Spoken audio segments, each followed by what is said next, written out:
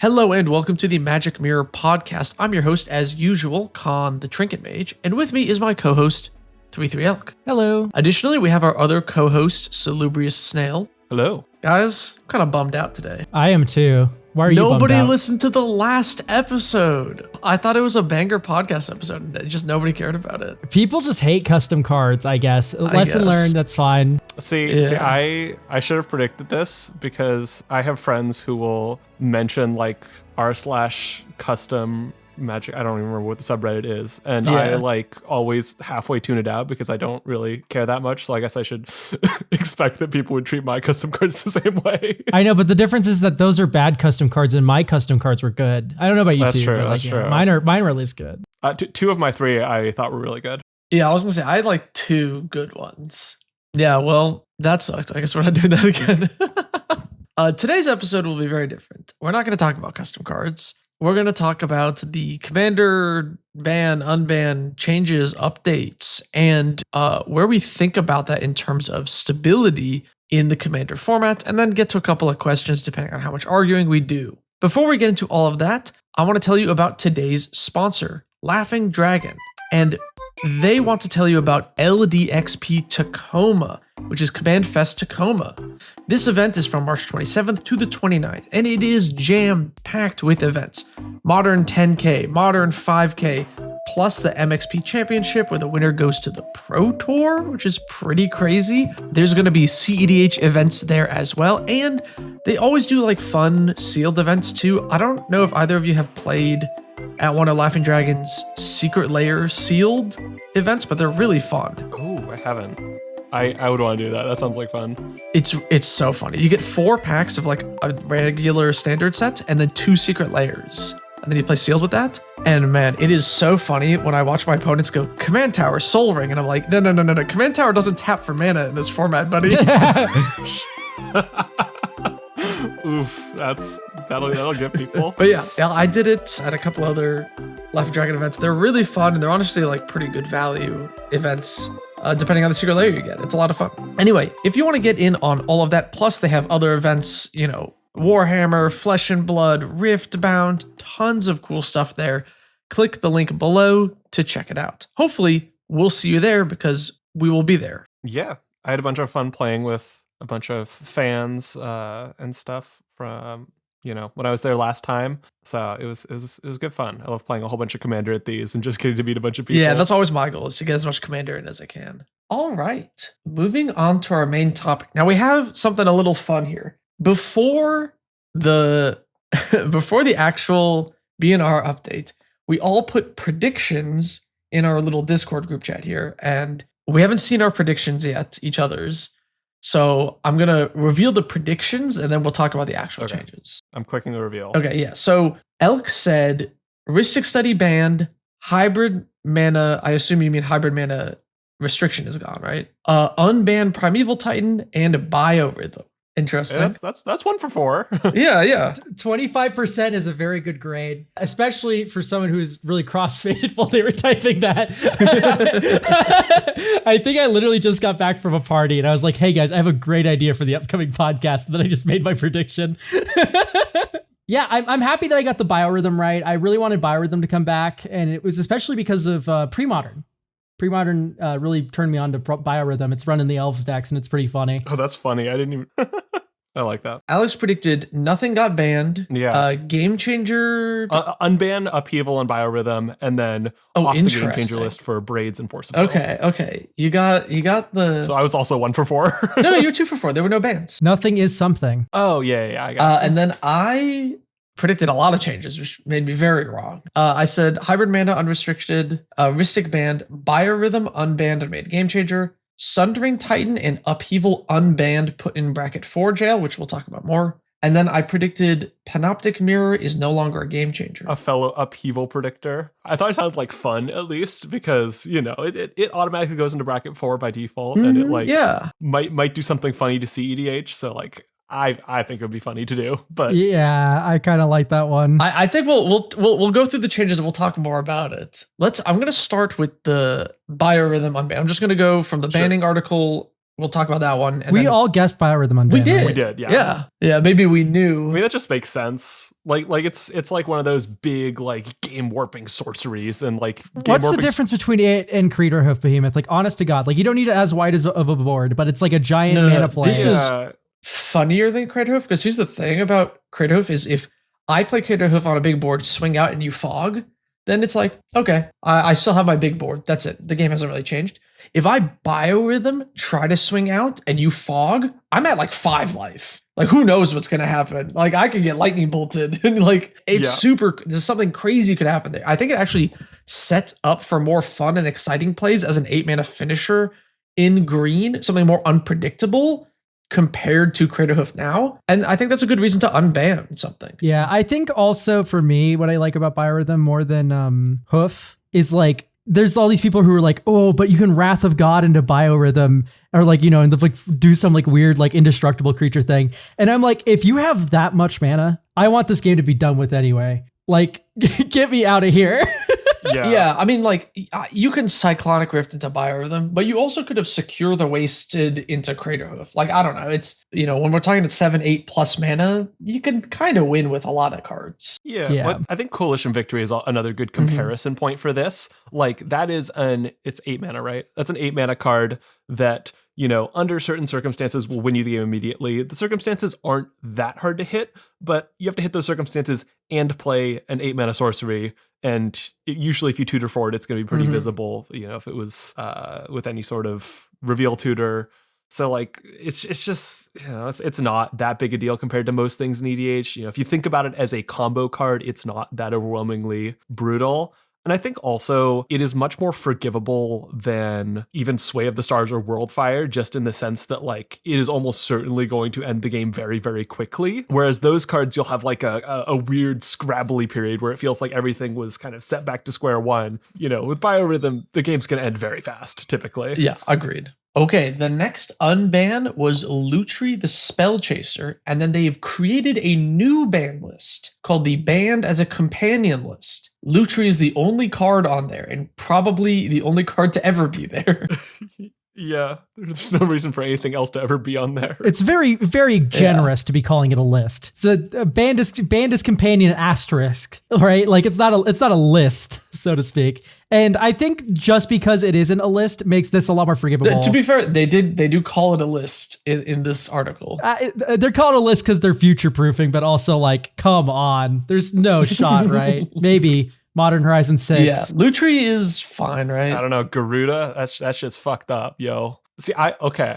You want to hear my hot take about Lutri? Ooh, I think this is speciesism. If Lutri was not a cute otter, if it was just like a human wizard, no shot this gets unbanned. It's because it's an otter. Otter privilege. It is otter privilege. That's what I'm saying. I think I agree with you. If it was a dragon, I could see it getting through. Maybe. But if it was like a human wizard, I don't think we'd be an ugly thrall. Yeah, a thrall. Oh my god, it'd never see the light of day. Yeah, no, this is 100% just like it's because it's a cute otter. I think it was literally called out in the thing, like, oh yeah, people want to play otters because Bloomburrow, and then so that's one of the reasons we were freeing Lutri. A request that has risen in popularity post Bloomburrow. Exactly. Ding ding ding. I think it's kind of cool to have that effect as a hybrid card available. I think it's kind of fun to have that available as a command zone option, but like it's just not that unique or that special really. So no, I mean it's arguably weaker than like Naru Meha. Yeah, because it can't combo. Or Dualcaster. Yeah, it doesn't combo, right? Yeah. So in my mind, I was like, oh, you know, can you just go infinite with this and Ghostly Flicker? That's kind of a pretty good combo. Is this strong? Nope, doesn't work. Yeah, sadly, it has the if you cast it restriction on the ETB. Yeah, so you can't get infinite. It's just a very fair Dualcaster mage. Yeah, which I kind of like having a Naru Meha in Is It Colors where you're like, hey guys, listen, I know this looks like a combo card. Like, because with Naru Meha, you have to be like, you have to have the pregame talk of like, this is not a combo deck. Yeah. Exactly. If this you is want my people to not really be bad blue, like, you know, Spellslinger deck, right? Yeah. If you're playing Naru Meha as a fair copy Isn't deck, Naru Meha also like a wizard's lord? Like, yeah, this is my wizard's deck. Exactly. Yeah, but if you want to just copy spells and be chill about it, Lutri is like a great option. Okay, I think we're in agreement there. All right, and the next thing they talked about in the article is Sundering Titan, right? And we can talk about whether or not it should be unbanned, but I'm kind of curious what you think about this part. So Sundering Titan is an 8 mana 7/10 ETB or leaves, destroy a land of each basic land type. So it can potentially blow up 5 lands. The wording is kind of weird. So it can never destroy like a command tower. And if there's a triome, you can target that 3 times if you really wanted. It's a bit strange. But basically, when you flicker it, you can blow up 10 lands every time you blink it, as long as there's a land of every type. In the article, it says, additionally, Sundering Titan is in a kind of funny spot because of the bracket system sets up some nice guidelines against land denial. It would be a game changer, limiting it from appearing in bracket 2 and below. And if you're planning on repeatedly looping or blinking Sundering Titan regularly, that kind of land denial strategy is not welcome in bracket 3. For all those reasons, we considered unbanning the card. In my mind, Sundering Titan is auto bracket 4, right? Is this not mass land destruction? I would say the first 2 waves is fine, but if you're doing like Ephemerate Nightmare scenario, I would say the first 1 wave, because like even if you're destroying like 3 lands for a couple opponents, that's kind of a lot. But like the first 1, I think, it's just a big guy that fucks up some lands. Anything past 1 and you're starting to creep into bracket 4 only, in my mind. Yeah. But the thing is though, is like if you have 1 Sundering Titan, you play it and it gets blown up, that's 2 waves of land destruction. Is it when it enters or leaves? It enters or leaves. So even if you exile it, it gets it. Yeah. Oh, okay. I see.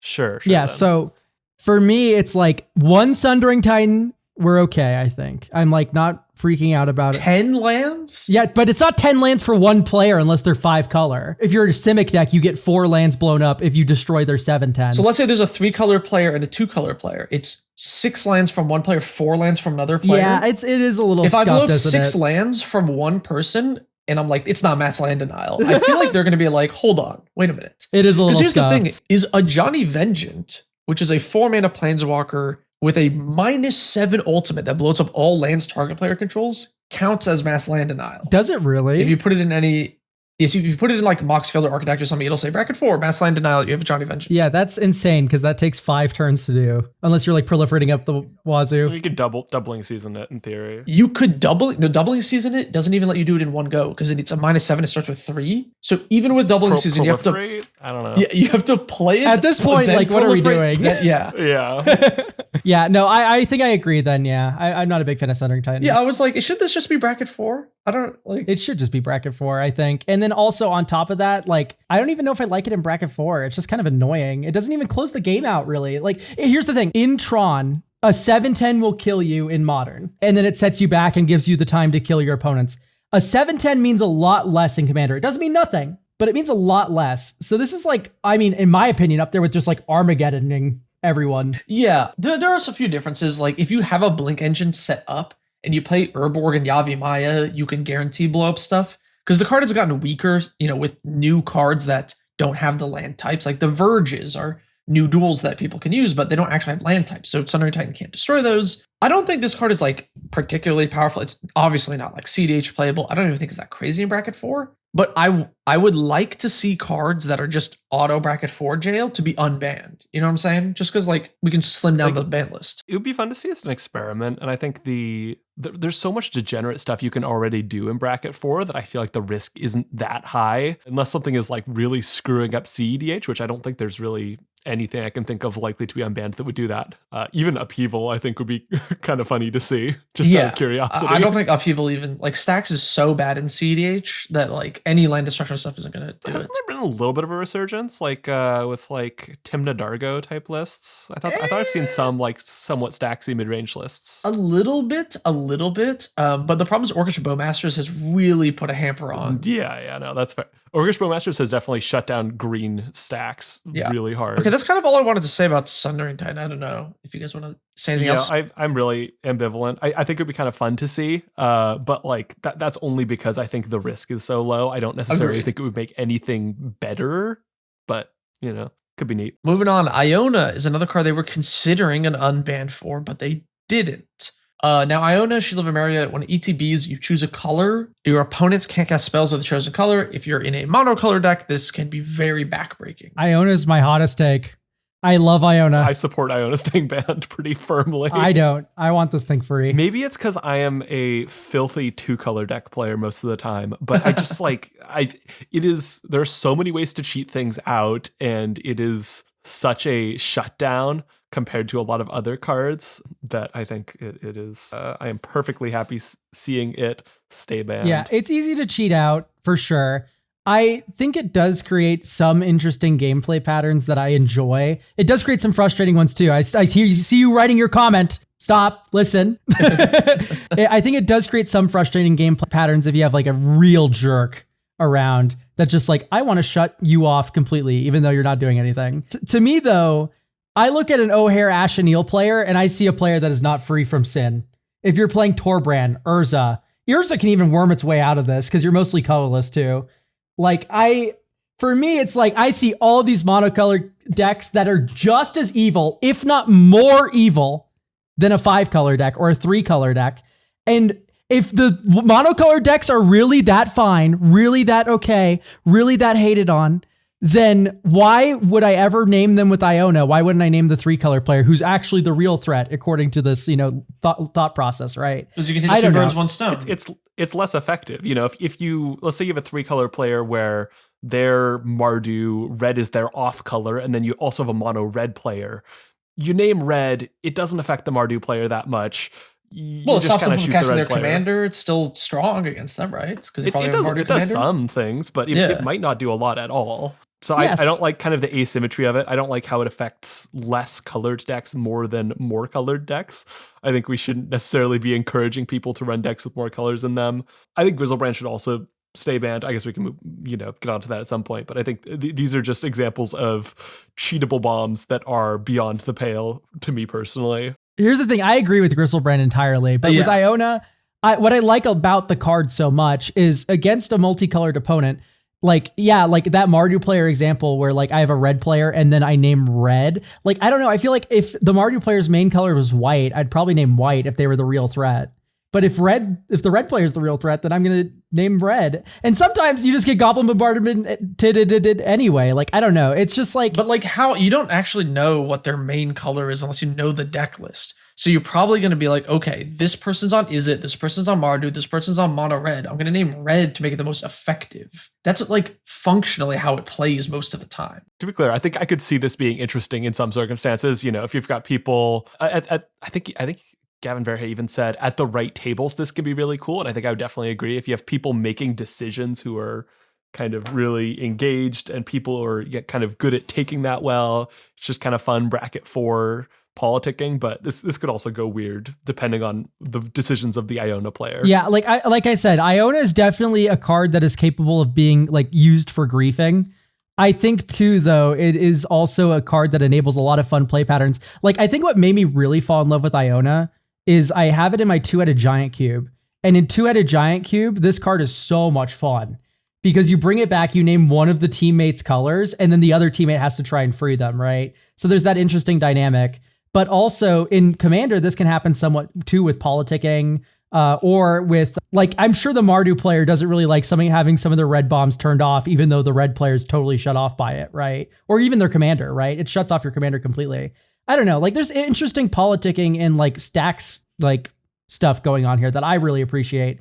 And I think people really underestimate like how hard it is to like do Reanimator. I think the fact that this card can be cheated in is fine. It's just like, it's a difficult archetype to kind of pull off well. And even then, like reanimating Iona is definitely not as good as reanimating Valgavoth or something. I don't know. There's a lot of reasons I want to see it. I remember playing with this card back in my like old high power play group, and like it functionally was like a huge shutoff for one player until the other players absolutely had to cast a board wipe or lose, and you lose a lot of agency. So I don't know. I don't.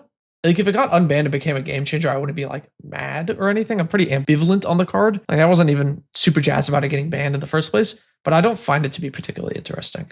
Now, I'm not ambivalent on Gristlebrand. This card 100,000 billion% needs to stay banned. This is, like, it shouldn't even be in the conversation. I don't even... Yeah. There's no argument for it. Yeah. On-demand paying life to draw is just so insanely powerful, even in a 20 life format. the idea that it's okay in Commanders is just kind of automatically obviously not true. Yeah, Gristlebrand is just one of these cards, especially with the printing of Agatha's Soul Cauldron now too. Just cannot see the light of day. Yeah. Sorry, Gristlebrand enjoyers. I don't see it. Yeah. This card, even if you take combos out of your mind, take every other good interaction, possible thing you could do with it out of your mind, and play this in the most terminally fair way, bash someone for 7 in the air and then draw 7 cards, it is still a ridiculous Magic the Gathering card. Yeah, I think comparing it to Peer into the Abyss is good, because on the one hand, obviously Peer into the Abyss can draw more of your deck, but Gristlebrand both comes with a demon and lets you choose exactly how low you want your life total to go, exactly how many cards you want to see, and there's a good chance you can be discarding to hand size regardless. Reanimate as well. Like you can't cheat a Peer. Yeah. Like as easily as a creature. As a 7 mana sorcery. And it's so easy to just play like Burnt Offering in your deck. And here's my Lotus Spell, here's my Burnt Offering. Sack the Gristlebrand after I've spent all my life drawing cards, gain 8 black mana, and then just like do anything from there. It's like 2 cards you have to add to your deck to turn this into an instant I win button. Yeah, I cannot see why this would be even up for consideration. Yeah, so nothing was banned. And the 2 cards that were kind of up for discussion was Thassa's Oracle and Rhystic Study. Do either of you have a strong opinion on Thassa's Oracle? I don't, actually. I kind of like it. I never experience it really, and it seems like it is kept in its lane in EDH typically, and the CEDH players seem like they're largely fine with it, so it seems fine. Yeah, I rather enjoy Thassa's Oracle being in the format. I think Thassa's Oracle is completely harmless for casual EDH players. Like I think the times where it shows up is so minimal. Like I think most people know Oracle Consultation combo is just not something you should be doing in bracket 2. I think most people have figured that out by now. I do actually think that if it was banned, the CEDH meta would be healthier for it and more diverse in terms of what is made up in the format. And yes, CEDH players, I do know that it is not as dominant as it once was. Not how metagames work, though. Metagames are built upon themselves, and one of the things that it is built upon is Thassa's Oracle, which I think there's an interesting case to have it banned, but I'm not going to go into that here. It'll probably be its own video or something. But I think it's not as cut and dry as a lot of CEDH players make it out to be. My layman who doesn't know CEDH that was question would be, would it slow turbo? Because obviously there are other very fast combos available, but this is kind of the premier one, the fastest one. Would losing Thassa's Oracle slow the format at all? I think in terms of like turns that players win on, no, because Ral is a turbo breach deck and does not play Thassa's Oracle. So I don't think it would speed the format, it would slow the format down, but I think it changes the composition of what is in decks. Because Thassa's Oracle is such a unique Magic the Gathering card, it can really only be interacted with on the stack via counter magic because it's an ETB trigger that it needs to win. There's nothing, you can't use any other type of removal on it. It is also... Well, there is some other funny stuff, but... So you can endurance, technically, depending on how many cards are in their graveyard and how much their devotion is, and you can also play like Torpor Orb effects. There are technically things. Angel's Grace is cool. I like seeing Lauren in the metagame because you can tap Lauren and make them draw a card out of their empty library. Correct. There's Cephalid Coliseum. There's like a few weird things. That's what I like, is all the weird answers to Thassa's Oracle that kick around. Like Nimble Obstructionist was played for a while too. Yeah, but at 3 mana it kind of just fell off like really hard. I think I saw more Trick Binds because that's split second. And that's not even played very often. Yeah, but like these other ones that do see play, I actually rather enjoy. Yeah, but a lot of those are kind of like still pretty niche. Like Lauren of the Third Path doesn't actually see that much play. Most decks just defaults to playing counter magic and just being blue and leaning heavily that way. And the question is whether or not banning this would make it more open to non-blue interaction being more relevant in the metagame. Yeah, I don't know. Because Breach, obviously extremely flexible card, fairly resilient card, but there are a lot more steps involved. There are more moments for interaction. I mean, it folds to Abrupt Decay. Yeah, right. Like Abrupt Decay is like this card that pre-Oracle was actually much more relevant. And if you played CEDH back in 2016 or something, Abrupt Decay saw a lot of play because it was kind of this like catch-all really great answer. It's uncounterable and it's just 2 mana. It, let you do a lot of things. But now that card is functionally useless because yeah, you can use it to stop Breach while they have like a wheel on the stack or something, but it doesn't do anything against Oracle. And Oracle is still played enough that you can't not have answers to Oracle. That's kind of like a very summarized version of what my thought process is. So in theory, removal suites or interaction suites become more effective after a Oracle ban, just because people don't need to run like pure like stack disruption, counter spells, that sort of thing. They can get a little more flexible with it. Yes. Because I can then play like Grafdigger's Cage can come back, right? Because I can go turn 1 Grafdigger's Cage, and if that turbo player was trying to turn 1 Breach win, they have to get rid of the Grafdigger's Cage first. Right. Or I can even just turn 1 Tormod's Crypt or something like that. Like any number of things, right, would slow it down, but those are completely ineffective against Oracle. So yeah. I think a lot of people forget that the reason certain things are in the meta is because other things are in the meta and they necessitate different things. So I think there's a much more interesting conversation to be had there. But I'm fine with it not being banned. All right, I won't chew more off of your upcoming video. Anyway, that's my thoughts on Oracle. Rhystic Study, though, I think is just an egregious card. Not even just in CDH. Like I'm talking about in Casual Commander is like omega cringe. That's part of what I like about Thassa's Oracle that I hate about Rhystic Study is that Thassa's Oracle doesn't break containment. You know what I mean? Yeah. Yeah, agreed. Like there's a lot of trickle down with Rhystic. There's no trickle down with Thoracle, right? Like I don't get Thoracle comboed at a table at bracket like 2 or 3. I've just never happened. I do see Rhystic Study. And when Rhystic Study comes down, it's like, okay, who's going to blow it up? Because we're going to be one side fucking, whatever. Sphere of Resistance? Sphere of Resistance. Yeah, one-sided Sphere of Resistance did, which is really annoying. I think the biggest issue I have with Rhystic Study is just that it conceals what it does effectively. It masquerades as a draw engine and it masquerades as a Sphere of Resistance simultaneously, and it somehow performs both of those roles simultaneously in the brains of the people who want it to stay around, whichever one is most convenient for them. Because like if you just brought a stacks piece to a table, your intentions are clear. What you're doing with it is clear. If you bring a really, really powerful draw engine to a table where your intentions are clear, what's happening is clear, you know, it might look out of place. But when these things are kind of muddled, it's a little more awkward and it's harder to nail down what exactly the card is doing, what exactly the problem with it is. I completely agree. It's such a unique effect too. There's no, if we ban, Demonic Tutor, people will just play Grim Tutor or whatever, right? There is no other Rhystic Study. And like, I'm sorry, Mystic Remora is just not the same, especially in Casual Commander because people just play creatures. Yeah. There is no second Rhystic Study. But here's the thing, is like, unlike we've talked about in some of these other things, with like Sundering Titan, it doesn't need to be unbanned, right? Because you could just Armageddon at that point, right? Like you can already do stuff. Or if we talk about banning a card, like does it take away something that you couldn't have before if it was gone? Rhystic Study doesn't take away anything. It is simply a card draw engine. In blue, like if we ban the One Ring, even though I agree that card is a poorly designed Magic card, I don't really like it. But then it takes away a draw engine from like mono red and mono white. But Rhystic Study is a draw engine in blue. Like you have draw engines. Nobody's deck dies because Rhystic Study is gone, Yeah. Well, as I've kind of pointed out before, people don't run Rhystic Study because they love its unique effect. Yes. Typically. Maybe there's somebody out there.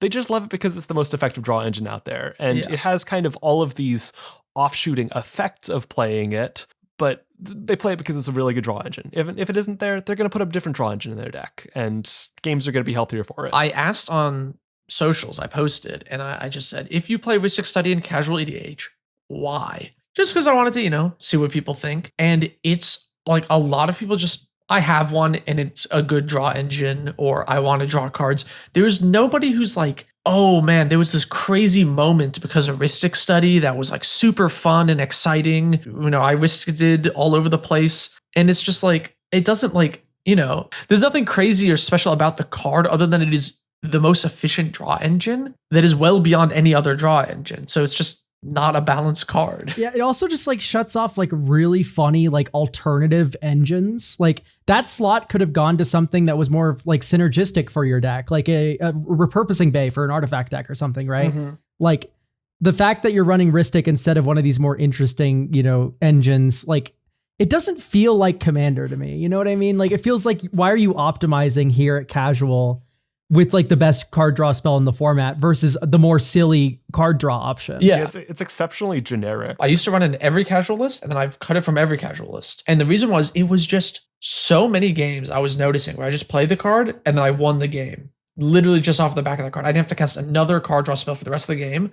Just won instantly for 3 mana. And I'm like, my deck doesn't matter anymore. Like, and the rest of the 98 is completely irrelevant. I could have any win condition here. I have infinite cards. I do want to highlight something here. I did use the wrong verbiage there. Snail is like entirely right. I think too generic is a better thing than too strong. Because you can have strong things and they can be fun and interesting. It's just like, it's just so generic. I don't think any deck becomes worse because you put Rhystic Study in it, besides some like weird Cascade deck where you need like 99 lands. Yeah. Right? Yeah. At least if you have like a one-time draw spell, like I don't know, Harmonize or whatever, that's performing a function within your deck. It's a cog in your greater machine. Pay 4 mana to draw 3 cards, does something in your broader game plan, and you'll have things that happen before it and things that happen after.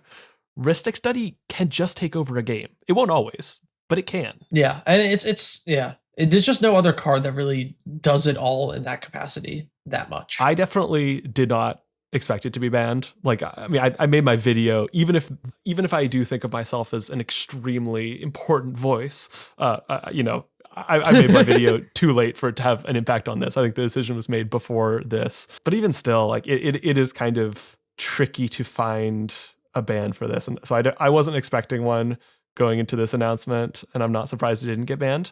I am kind of curious what it would take to turn the tide on this card to, So Kwai would have to not be on the format panel anymore, and then it'd be gone in an instant. I say that with no hate in my heart to Josh Lee Kwai. Hang on, wait, let's make it clear. There's no beef.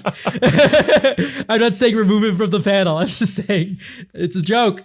It's a joke. Okay, anyway. Yeah, I don't know. I think it's just, it comes down to like, people would have to put their personal enjoyment and free wins down for like the betterment of the format. And that is the reason that Sol Ring, isn't going to get banned, right? Sol Ring is an unhealthy Magic the Gathering card in terms of play patterns and power and what it does. That said, I don't think it's getting banned anytime soon, Yeah. And before you comment, I see you. Before you comment, we should just game changer Sol Ring. No, let's just ban it.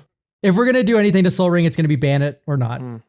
I think it's interesting to contrast the community perception of a Rhystic Study versus the kind of committee perception of Rhystic Study, because I think I laid out an argument very briefly at the end of my Rhystic Study video, effectively saying that content creators have a vested interest in popular cards staying legal. They benefit from there being kind of this built-up mythos around the format of, ooh, here are the star players, here are the big cards that people recognize, even the people who aren't, necessarily active Commander players. And my argument would be that the casual player base is what matters. But I don't have a strong read on that. I don't have a strong read on what the casual player base wants. I know Gavin Verhey mentioned in his article that included the hybrid mana change, which I guess we'll get to at some point, that they conducted polling, I assume with kind of in person with players, and that the results were kind of split.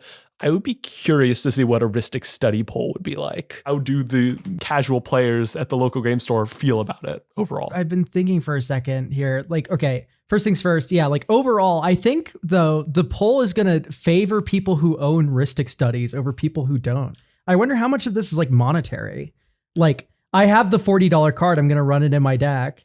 And is it like 50 now? It's like 60. I don't want it to lose value. It's like 60. It is so much. Why would I want it to be banned? It's an expensive card that I paid for to put in my deck to make it better. It's like, I don't know. It's like, how much of that is like, I'm not saying this is the case. I'm just wondering. No, there were definitely comments I saw on the Twitter post I made that were along those lines. Yeah, I cracked one. I have one. I bought one. So I got to use it, And I get that. I don't like having expensive cards rot in my binder. I'm not a big fan of that. So like, I understand that from a, a conceptual perspective. I think a Rhystic Study poll would be difficult because here's the problem is I don't think players understand card advantage very well. Like, I think the average casual EDH player who's never played a 60 card format doesn't have a super firm grasp on card advantage. If there was a card that was 3 mana sorcery, draw 30 cards, and you polled players, they would probably be like, whoa, that's broken. You cannot be doing that. But Rhystic Study doesn't say draw 30 cards, even though it might do such a thing. You know what I'm saying? Yeah, especially against like a Cheerios player or something. But I see what you mean. And I think it calls to mind a point that I think I made on the podcast before. I think this is a quote from Mark Rosewater. It was some developer conference I was watching for a game. And it was that players are very good at identifying problems, but they're really bad at fixing them. Yes. It was Mark Rosewater who said that at a conference. Yes. Yeah, I really liked that quote. And it really like brought to mind a lot of things like Game Changer Soul Ring. Like, yes, Soul Ring is a problem in my opinion, but it shouldn't be game changer. It should be bad, right? There's all these things that are like very head scratching about Rhystic Study where it's like people disagree that like, oh, just pay the one, which I feel is a failing argument a lot of the time. Cause it's like, yeah, just pay the one, but I can't control if my opponent over here pays the one. Right. I can lose the game because someone else chose for me to lose. And sometimes it's right to not pay the one. And I don't trust most people to make that decision correctly. And even if I decide, okay, worst fearsing you is worth not paying the one, someone's still going to yell at me. Like there's still that potential for a feels bad moment. It reminds me a lot of Expropriate. That's why I don't like Expropriate is like you just get screwed over by people. And sometimes when people make the right call, it doesn't even matter. Like I don't know. It's a tough card that has a lot of frustrating play patterns that aren't fun. And then no one even particularly enjoys running the card for synergy or interesting gameplay reasons. It's just because it's good.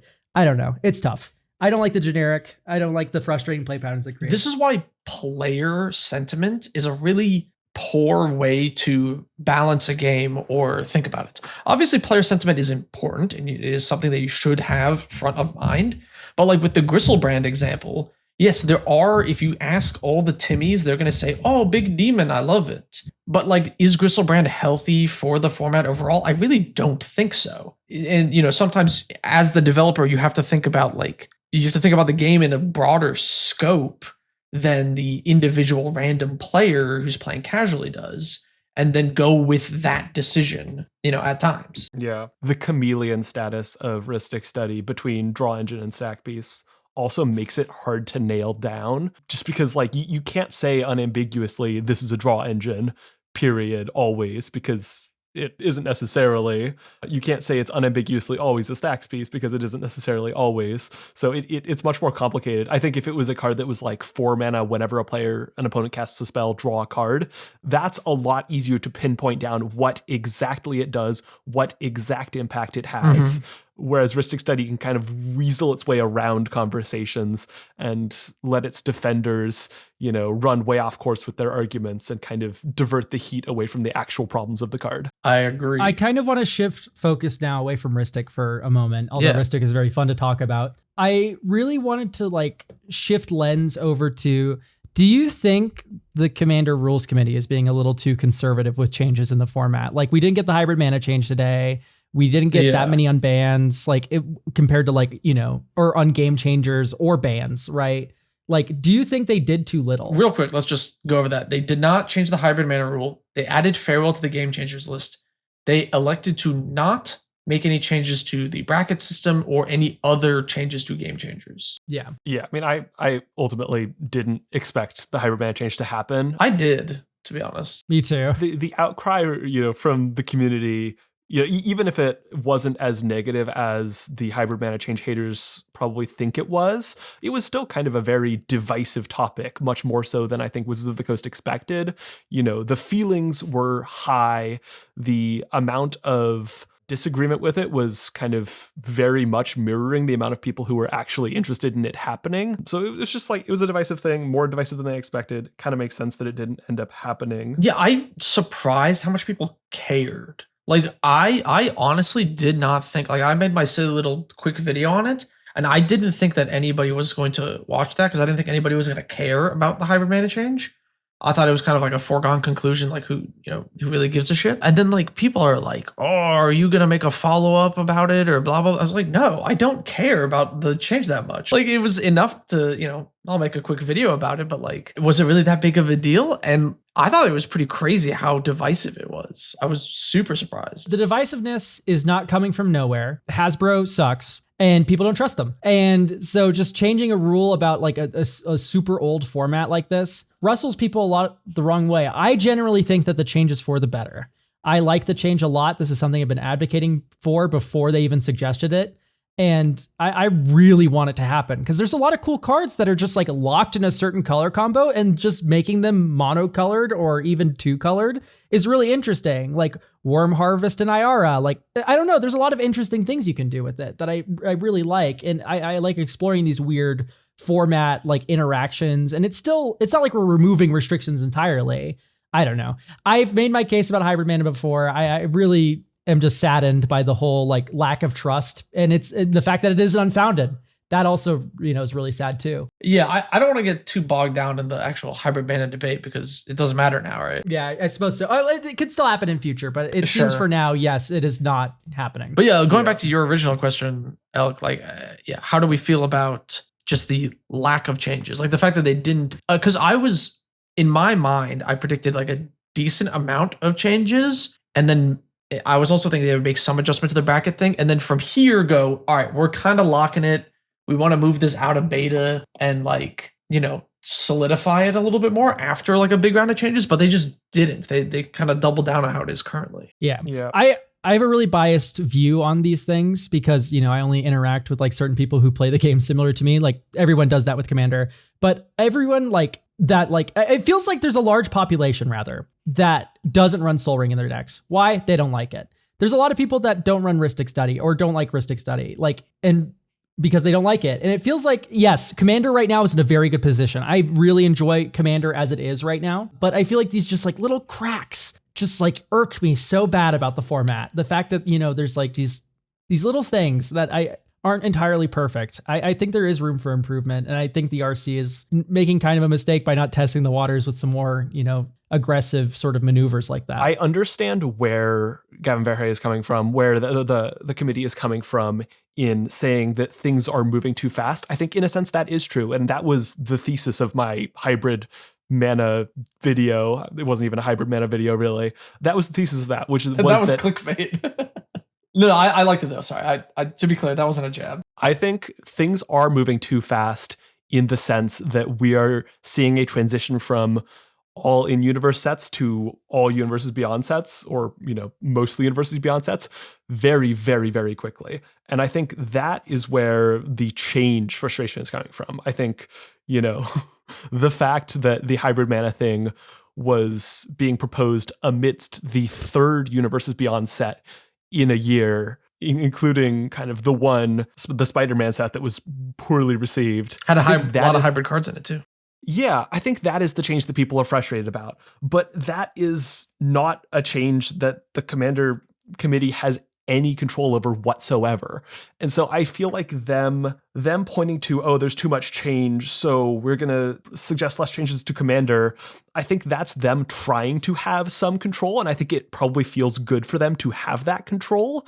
But realistically, that's not the problem. The problem is with Hasbro, and doing minimal changes to the Commander format isn't going to fix Hasbro. It's just going to do minimal changes to the Commander format. Yeah, I agree. I feel like I think somewhere in one of these articles, Gavin talks about how we haven't had like, a big Magic Fest after the last changes to the bracket system. And I do understand wanting to wait till the next Magic Fest to tweak it again and get more data, which is not an unreasonable thing. But I sort of wish they were moving faster to get to whatever the end point of this bracket system beta is, and kind of like lock it in. You know what I mean? Like if we're unbanning cards like Panoptic Mirror, putting them game changers just to make sure, then supposedly they're going to come off that list at some point, right? So we can trim down the game changer list and kind of solidify it more and stuff.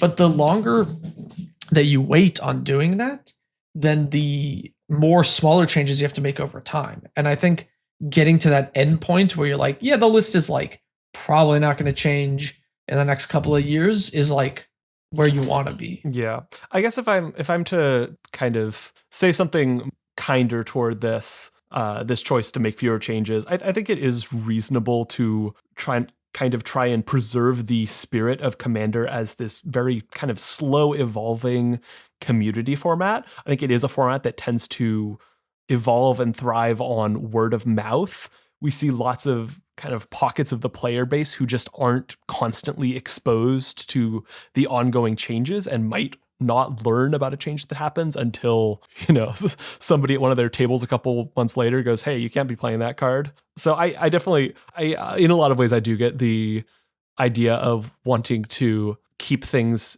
relatively mellow paced. But I think the idea that, say, the hybrid mana change was principally tied to commander things changing super quickly, I'm not fully sold on. So I don't know. I'm divided a little bit. I would have liked to see a couple things, but in some ways, I think it's probably good that they're not running out these changes too rapidly, especially trying to tweak the bracket system too rapidly. I think it's good that we're kind of letting it breathe a little bit. All right. Well, thank you for answering my silly question about format aggression, like how aggressively we should be changing things. Yeah, I just said a lot of words. No, they were good words. I like them. Thank you. Yeah, I think, I guess, does that mean we might see some changes to the format post Magic on Vegas? I kind of doubt it. I think probably we'll see an update in what's the biggest, because Magic on Vegas is in May. That's kind of soon. I feel like we're going to see something in August or September, maybe October. Yeah, August, please. August 9th, my birthday. Unban the hybrid mana rule, Gavin. Come on. Give me hybrid cards. Cormella needs Flotsam Jetsam. You don't understand.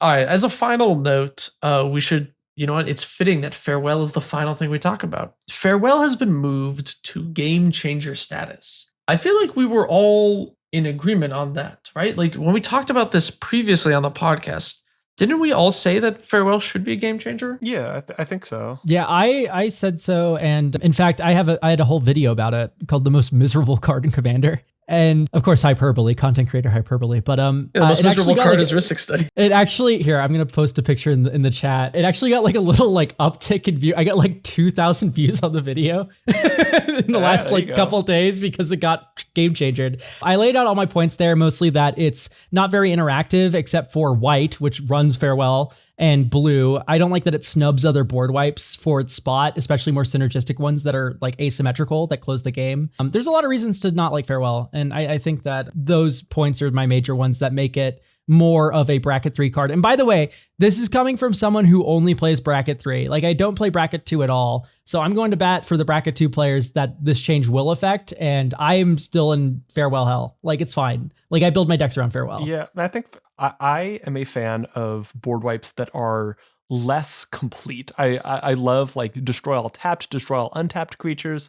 I like things that kind of target specific mana values. I think that's a fun way to construct a board wipe. I think the more complete a board wipe is, the more capacity it does to just kind of shut down the pace of a game, especially at bracket 2, where you're going to have less powerful engines, where you're going to have less powerful finishers. And so I think having fewer of these dead standstill cards is good. And I think bracket 2 doesn't need to be slowed down anymore. And I even think that less Farewell at bracket 3 is going to be nice. Having it a little bit less kind of hanging over as a threat from opponents possibly is going to be nice, because it is kind of one of those cards where you're building a deck, you're like, wow, this is a great deck, and then you remember that Farewell exists and you go, oh God. That's just a very common experience just for this card. I think if Cyclonic Rift is a game changer, which is a one-sided board wipe that bounces everything, and then everyone goes, oh, it makes the game drag out because everyone has to replay everything, blah blah blah, then Farewell is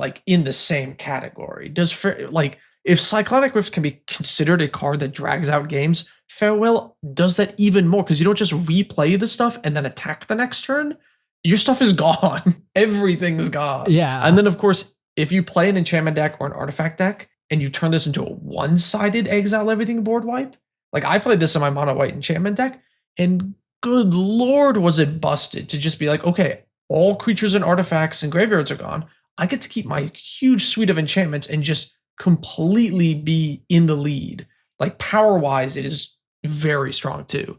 So yeah, this always should have been a game changer. And now, normally we would go to the Beseech the Mirror section, which is where you beseech us for answers. There we go. All you have to do is put a question with mirror in front of it, and we'll get to it probably on the podcast. We didn't really have many from the last episode because nobody watched it. So hopefully we'll get some for next time. Surely people will watch this episode, right? Perchance. Right, people? Maybe people are just done with the podcast. I don't blame them. It's okay. We're falling off as we speak. We had a good run. We had a really good run, you know? Sometimes you just got to roll over and just take it, you know? Are we cooked, chat?